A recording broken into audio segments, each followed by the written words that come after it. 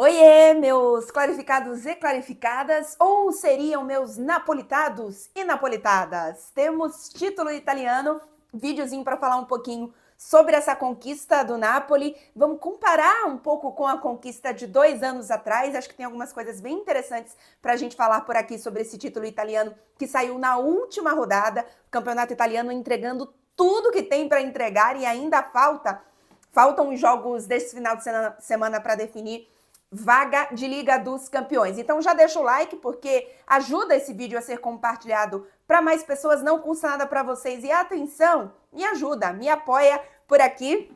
Comentários, quero saber o que vocês acharam do título do Napoli. Também deixa aquele comentário só para engajar. E também se inscreve no canal, a gente fala muito de futebol internacional, de Liga dos Campeões, de futebol italiano, de PSG, enfim. E claro, de Bahia, no domingo tem vídeo depois do jogo contra o Grêmio. Então vamos lá, eu quero trazer primeiro a repercussão desse título do Napoli, lembrando que é apenas o 4º título da história do Napoli no futebol italiano, de Scudetto, né? É uma equipe muito tradicional, com uma história muito grande, mas que não tinha tantos títulos, né? Se a gente pensar, e aí claro que a gente vai para o passado, mas Torino, Bolonha, Genoa, são todas equipes que têm mais títulos do que este Napoli, tirando, obviamente, os 3 gigantes entre Juventus, Inter e Milan. E o que eu acho mais incrível é que este Napoli, ele passa 33 anos sem conquistar um título italiano, ele tem aqueles 2 títulos lá na época de Maradona, passa 33 anos e depois, em 3 anos, ele conquista 2 títulos, assim, é uma loucura. Assim como foi, inclusive, lá no período de Maradona, a primeira conquista acontece, aí tem um ano de folga e depois o Napoli volta a conquistar o título. Então, uma montanha russa que, nossa senhora, eu não consigo imaginar o que os torcedores do Napoli sentiram nesses últimos 3 anos, e a gente vai falar um pouquinho sobre essas sensações. Eu acompanhei muito o Napoli quando eu estava na Itália, porque teve Napoli em Liga dos Campeões também, enfim. Então vamos falar sobre isso, só trazendo certinho os anos dos títulos. O primeiro título do Napoli vem em 86, 87, aí no ano seguinte não conquista o título italiano, e depois 89, 90. Esses 2 títulos, a era Maradona, né? E aí agora 22, 23 e 24, 25. Normalmente eu trago só a capa dos jornais esportivos, porém, foi destaque, obviamente, nos jornais nacionais, né? Não só de esporte, mas jornais gerais, os principais. O Corriere della Sera vai aparecer aí rapidinho para vocês, colocando ali a alegria, né, e a festa do Napoli. Depois vem o La Repubblica, que também traz com bastante destaque ali o título do Napoli, e também La Stampa, com o Conte sendo levantado, jogado para cima pelos jogadores, e o Conte, obviamente, é um dos grandes personagens deste Napoli. E vou trazer a capa do Il Mattino, que é um jornal geral, não só de esporte, mas ele é de Napoli. Então, obviamente, ele traz basicamente o título do Napoli na capa, coloca ali Fantásticos, com um Nzinho de destaque, obviamente, pro N de Napoli, e 4zinho ali com o 4º título do Napoli. Vamos agora para a capa dos jornais esportivos. Tem algumas coisas legais para a gente ir trazendo sobre essas capas, e aí já falando um pouco sobre o título do Napoli. Lembrando que o Napoli, nem falei isso aqui, né? Bom, mas vocês já sabem. O Napoli venceu 2-0, né? Um gol do McTominay, golaço, e depois do Lukaku. A Inter também venceu o seu jogo contra o Como, 2-0, mas o Napoli tinha um ponto a mais, então dependia apenas de si mesmo. Tinha muita gente torcendo para o jogo extra, que aconteceria na segunda, caso terminassem a última rodada com o mesmo número de pontos, mas isso não aconteceu. Eu entendo, eu também estava torcendo um pouquinho por esse jogo, querendo ou não, era um jogo a mais, mas os títulos do Napoli têm um gosto especial. Então, talvez não fosse o título para o Napoli, eu não torço contra a Inter aqui, mas o Napoli tem um negocinho de futebol raiz, especialmente para quem já foi em Napoli, quem consegue perceber o quanto que é uma cidade singularmente ligada a este clube. Não é uma cidade que tem 2 clubes, então é uma cidade muito conectada com o Napoli. A loucura que eles vivem é um delírio coletivo na cidade com o Maradona. A sensação é que ele não só ainda está vivo, como ainda está jogando no Napoli. Essa é a sensação quando você vai. E aí não é que você vai em apenas um lugar, em um bairro, e isso é muito forte. Em toda a cidade, em todo táxi que você pega, em todo restaurante que você entra, é uma coisa assim surreal. É uma experiência incrível e única. Eu já fui em muitos lugares trabalhando pelo futebol, para falar sobre futebol, então focada em estádio, em jogadores, então com esse foco, com essa visão.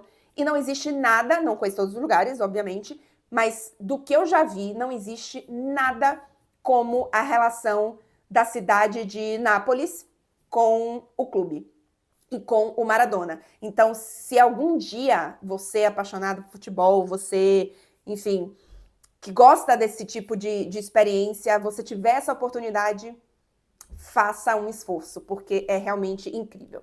Capa da Gazzetta dello Sport, quarto scudetto, il Regno di Napoli, o reino de Nápoles, obviamente com os jogadores ali e o Di Lorenzo levantando a taça, e o destaque ali, McTominay e Lukaku em gol, os dois fazem, né? McTominay e Lukaku marcam os gols, delírio no Maradona e na cidade. Abre aspas para o Conte, o título mais difícil.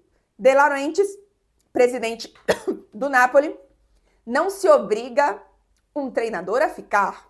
Vamos falar um pouquinho sobre isso também, sobre essa possibilidade ou não. Aí a informação que se tem é que vai ter uma reunião na segunda-feira com Conte e Napoli, e a gente vai ver se vai ter alguma novidade já sobre isso. Esse é o destaque, então, da Gazzetta dello Sport. Vamos agora para Corriere dello Sport. Napoli campione d'Italia na cosa grande. Por quê? O italiano correto, formal, seria una cosa grande, uma coisa grande. Mas para usar, eu vou pedir desculpas aqui se eu falar alguma coisa não exatamente perfeita ou correta sobre o dialeto, o napolitano, mas do que eu pesquisei, do que eu sei, é apenas a forma do napolitano falar, ou o napolitano dialeto, ele elimina o N e coloca a pronúncia diferente, né? Em vez de ele falar, por exemplo, o napolitano não vai falar una cosa grande, vai falar na cosa grande. Não tem o U. Vocês perceberam? Una cosa grande, na cosa grande. Então, o Corriere dello Sport usa o... Eu não sei exatamente se a palavra correta para eu usar aqui é pronúncia, sotaque, dialeto, mas é neste sentido de usar o napolitano na capa, o dialeto, né, o napolitano, que se fala muito em Nápoles, não é apenas, por exemplo, em Turim, onde eu morei, existe também o torinês, né, que é o dialeto italiano que se fala em Turim. E que eu nem sei falar muita coisa, mas assim, tem algumas mudanças. Então, por exemplo, em vez de eles falarem o buongiorno, eles falam buongiorno. E tem umas coisas, não sei nem se é buongiorno, acho que é bondi, na verdade, que eles usam. Enfim, mas quase ninguém fala. Eventualmente ali, algumas pessoas mais velhas usam uma outra palavra, uma forma de falar, mas é muito pouco. Porque tem muita mistura, porque é uma cidade que já recebeu, no caso de Turim, por exemplo, é uma cidade que recebe muitos estudantes, é uma cidade que recebe muito trabalhadores de outros lugares. Então, isso acaba se misturando e você vai perdendo, né? Em Nápoles, isso não aconteceu. Primeiro que a sensação é que o napolitano ainda está vivendo nos anos 80, nos anos 90, na verdade. Então, algumas coisas mais modernas, tecnológicas, não chegaram lá. E essa transformação do idioma, ou essa perda do idioma do local, né, do dialeto local, é muito menor em Nápoles do que em outros lugares grandes da Itália. Claro que se você for no interior da Itália, você vai encontrar isso em outras cidades. Mas nas cidades grandes, Nápoles está entre as 4 maiores cidades da Itália, é a terceira, se não me engano, porque acho que ela está antes de Turim.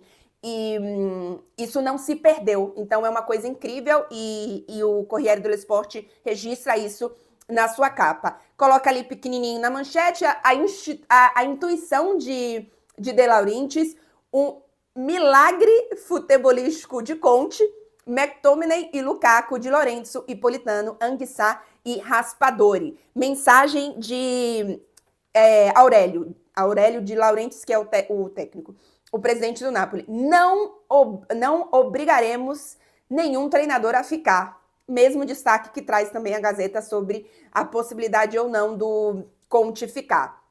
E por fim, a gente vai para a capa do Tuttosport, que eu já contei para vocês que é um jornal de Turim, que normalmente traz notícias da Juventus na capa, mas obviamente um título italiano precisa ser destaque. E tem ali o Conte sendo jogado para cima pelos jogadores do Napoli, e tem ali Scudetto Pazzesco, que é um joguinho de palavra com pazzesco, que é louco, né? Pazzo é louco italiano, então pazzesco seria um título louco, e do Scott McTominay, que foi, inclusive, eleito o melhor jogador dessa Série A, que é o jogador símbolo dessa campanha do Napoli, sem nenhuma dúvida. E com isso, encerramos a repercussão, e aí eu vou começar justamente falando sobre o McTominay, porque ele é muito símbolo do que é esse título para o Napoli. O Conte chega depois de um ano terrível, em que o Napoli teve 3 treinadores diferentes, fez a pior campanha de um campeão no ano seguinte, acho que o Napoli termina na 10ª colocação, acho que é isso, sendo que no ano anterior foi campeão. E é uma temporada de muita superação e de certos milagres, entre aspas, esportivos, futebolísticos, na verdade, como traz o Corriere dello Sport, porque aquele Napoli do Spalletti, que conquista o título há 2 anos atrás, ele é um Napoli delicioso, ele é um Napoli muito bonito de se ver jogar, é um Napoli que era equilibrado, que tinha grandes jogadores em grandes fases, mesmo que fossem jogadores naquele momento desconhecidos, como era o Kvaratskhelia, como era o Osimhen, mas era um Napoli muito bonito de se ver jogar. E este Napoli de agora do Conte, ele faz algo muito grande, que é conseguir um título no futebol italiano, brigando especialmente com a Inter, e a gente pode colocar um pouco a Juventus nessa história também, talvez a Atalanta, mas em termos de protagonismo nos últimos anos, vai ser a Internazionale, né?